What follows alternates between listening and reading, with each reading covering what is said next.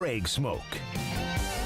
Well, here we are on this Thursday afternoon, the day after Kansas wins another Big 12 championship regular season title. Last year they split it with Baylor. Baylor, of course, the year before that.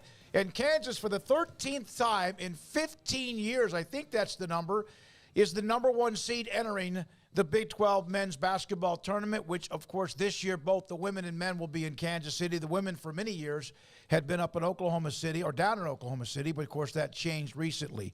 We got notes, a few stats we'll get to involving Ashley Hodge, who's a conspiracy theorist when it comes to Kansas' success. We'll have that. A note about Jalen Carter back at the Combine. And a really cool note today about the University of Houston and NIL program we'll have for their student managers in basketball. Paul Catalina, Craig Smoak, David Hale of ESPN.com today, Kevin Sweeney, SI.com on the men's basketball tournament, and also K-State's head coach Jerome Tang today will join us at just after 4 o'clock. And Jared Stansberry in the 5 o'clock hour covers Iowa State on the loss of one of their better players, of course, we reported quite a bit on Wednesday. All right, here we go. So KU, another Big 12 title without playing. Of course, they won their game against West Virginia. They've clinched the number one seed, and now K-State, Texas, and Baylor all fighting for that number 2 seed, the 3 and 4 seeds, as they're now 2 games behind with 1 game to play. Yeah. Great win for TCU. And a hell of a Texas scratched and clawed, but a nice win for Jamie Dixon and the Frogs. Yeah, I thought just during that game last night that TCU just, even in their lowest moments of the game, still seemed to kind of have the momentum and the control and were really feeding off the crowd really well.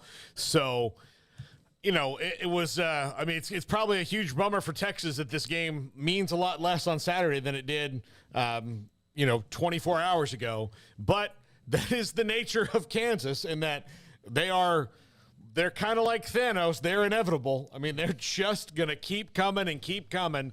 And here they are winning another title without it coming down to the last day of the season. And had a losing streak early, and then they were just better than everybody else down the stretch the last 15 games or so in the Big 12.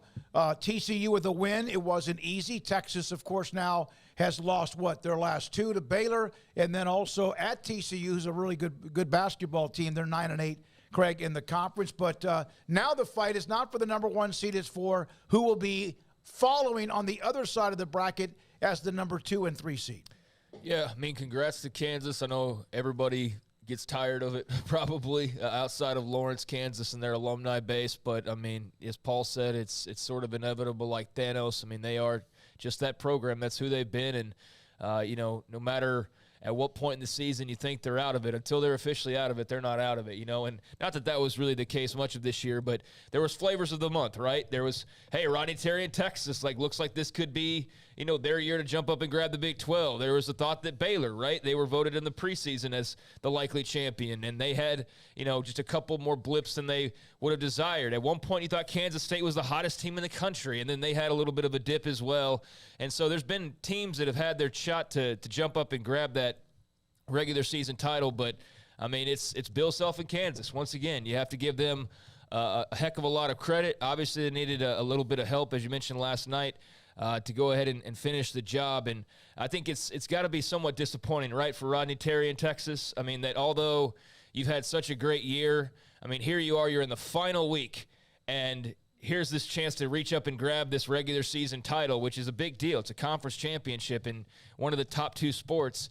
And, it's ripped away from you because you can't get that 1 or 2 more wins. And so that does take some sizzle off of Saturday. That's unfortunate because that was setting up to potentially be just a monstrous game between the Longhorns and Jayhawks. But, nothing to hang their head about in Austin. I just have to imagine that's got to be a little bit disappointing. Yeah, that well, you don't saw get a little share bit of of that thing from some of their fans, and even you're on the cusp. I mean, just get to Saturday for a chance to win a piece of it. You're right. And so you got all the way to just like you're about to knock on the door, and instead you fall off the porch. And so you're not injured. You're good. You can still go win the tournament. You can still win the big tournament.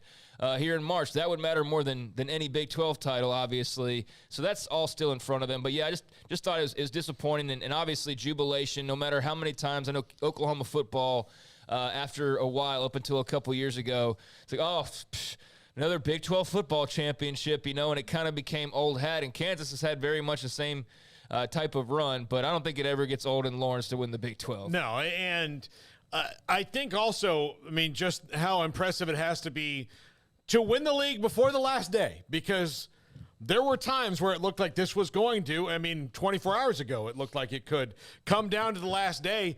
And maybe a couple weeks ago, it looked like it might come down to the last day for more than two teams, right?